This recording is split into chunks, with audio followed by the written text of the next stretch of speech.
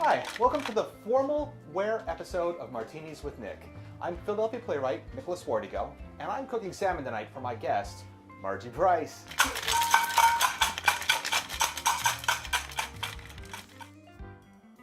Marguerite Price is in her third season as production stage manager at Delaware Theatre Company. Prior to that, she was production stage manager at Act 2 Playhouse for 10 seasons.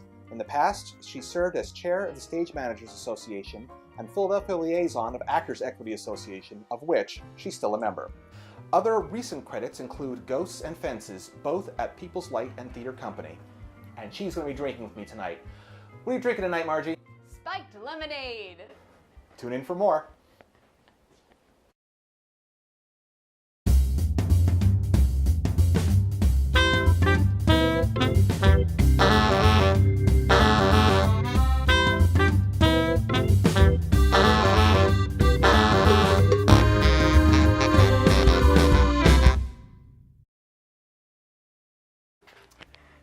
Margie, happy interview.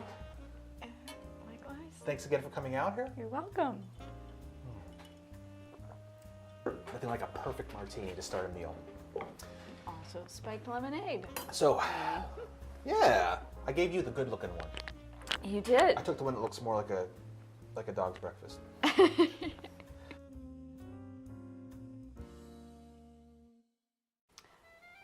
The stage manager documents the show and makes sure that the show looks as good on closing night as it did on opening night. I cleaned out a dressing room where the two dogs will be staying. Two dogs? Two dogs. They have their own dressing room? They have their own dressing room, yes. I interviewed a child wrangler. I also did that, among many other things, but... I think I may have done that in the past. Interviewed a child wrangler or been a child wrangler? I may have been a child wrangler and not known it.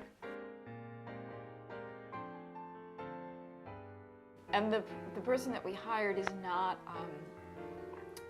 they don't do this as their career, although some people do. But this is a person who has experience with children, is a mature, responsible adult, who we felt safe. So it's basically a vagrant. Like you found some hobo who said, "Yeah, I'm good with kids." Yes. And you said, "Here's a bottle of Mad And he Dog." said, when I was younger, I was a camp counselor. And we're like, and when I was even younger, I used to be a kid.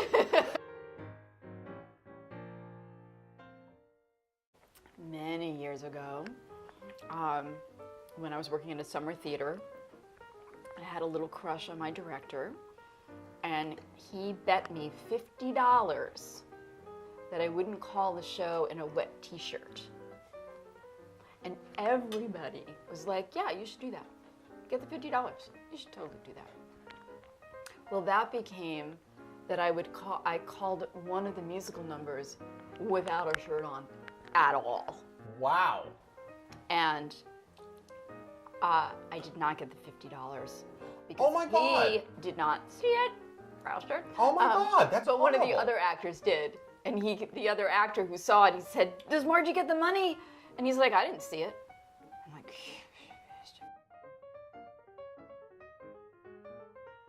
anyway, but it was a full-length window, so you could see like from my lap to the top, above the top of my head.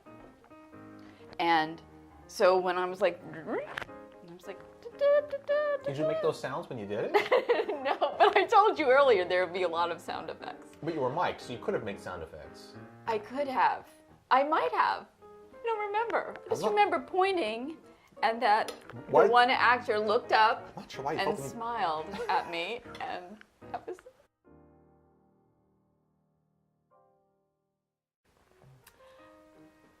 I had auditioned for Barefoot in the Park when I was in college, and I didn't get as an actor. And on the little form that you fill out at the audition, they say if you don't get cast, do you want to be on like tech crew or stage manager? And I checked off I would be stage manager, and I got this call from the student producer, who said, we'd like you to be the stage manager. And I was so excited, I ran up and down the hallway saying, I'm going to be the stage manager, I'm going to be the stage manager. I love being stage manager for some of its very geeky reasons. I like doing the paperwork and stuff, and I like organizing things, but the romantic reason is because it's really a privilege to be in the room. I'm working on a new play, and it is a privilege to be in the room when a new piece of American theater is being created.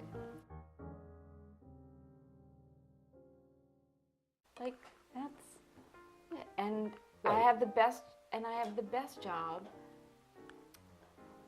watching a show every night and watching it grow. Right, until the dogs pee on something or a kid throws up. Or an actress gets a bloody nose.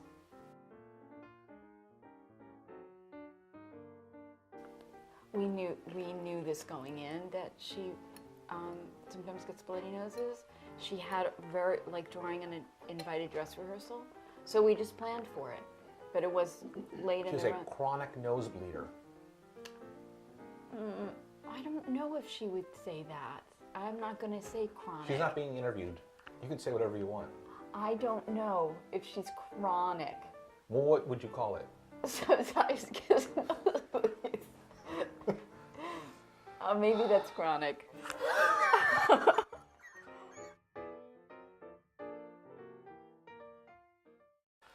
But you worked with Doug Wright. Holy crap. Mm-hmm. And he was directing his own plays. Does he usually? I didn't even know he was a director. No. At McCarter Theater, I don't know if they still do this, but they had, this is back in 99. They would... You know what, just quick, for anybody who doesn't know this, Doug Wright won the Pulitzer Prize for his play, I Am My Own Wife, maybe, I don't know, 15 years ago, something like that? Around 2000-ish? Right. Who wrote, didn't he write who wrote Quills? Yep. Was somebody else? It's because... Oh, that might have been Doug Wright too?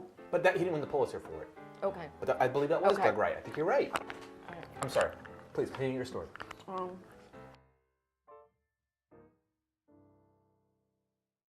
I believe it was the first time he was directing, and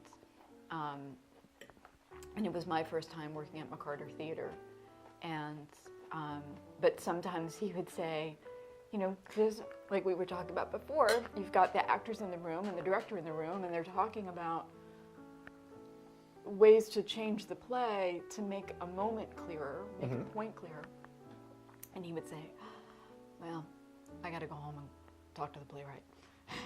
So, gotcha.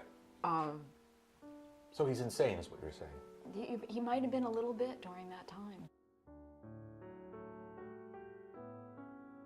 Everybody's afraid of the stage manager. I'm sorry.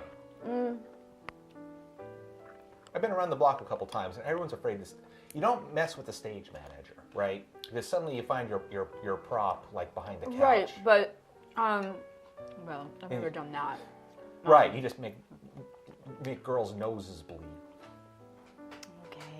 Okay.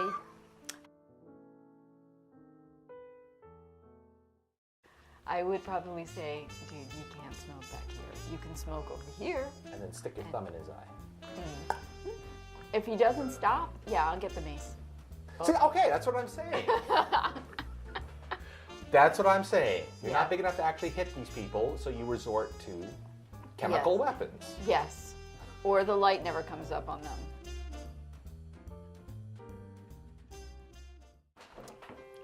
While working with Stephanie Zimbalist, did you take the opportunity to inundate her with countless jokes about Remington Steele? Oh my God!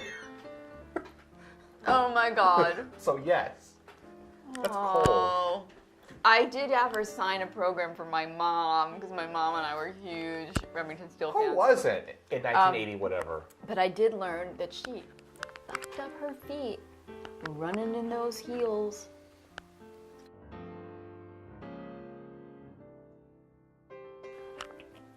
Do you think like a lot of actresses from that era? Do you think like Charlie's Angels have similar problems with their arches? Like, what are you? Oh, I don't know. That's. There's a lot of running in heels in the 80s. Yeah. When I think about it. Linda Cute. Carter. No, she was in boots. They were like, but like go-go boots. They were like high-heel boots. You're right. I don't know. I haven't ran in either. Is there a difference? I have not run in either. So you're saying when you do wear high-heeled boots, you're usually standing your ground.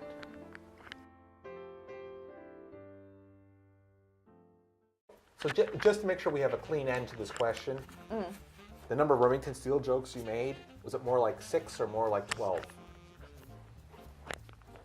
6. Okay.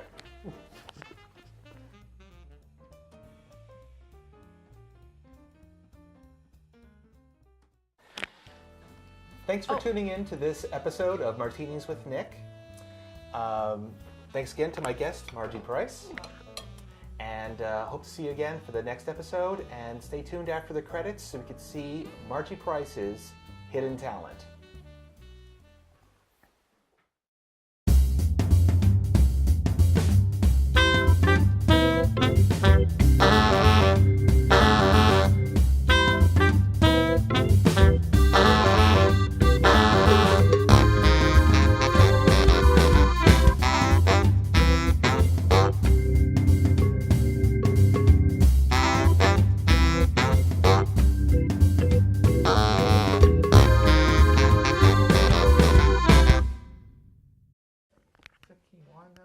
It is quinoa. It's a quinoa breakfast. Like, drank a Dr. Pepper or something.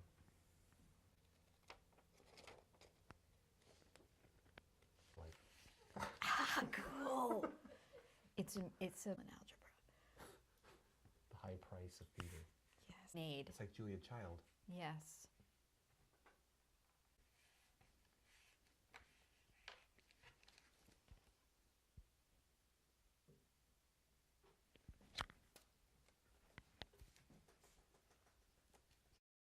Open it! Open it!